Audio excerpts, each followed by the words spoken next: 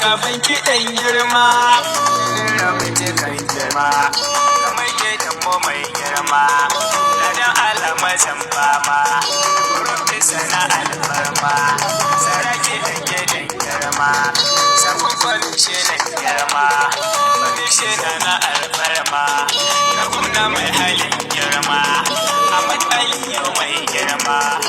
Godiya muke yi ma, gwamnan mu mai halin girma.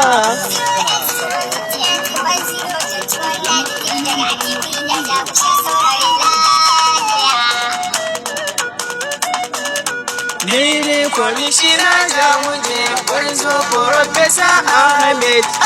Kwamishina an kame Allah wurin ya taimaka.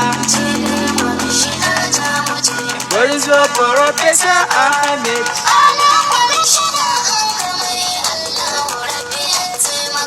Farko Ubangiji zan kira Allah.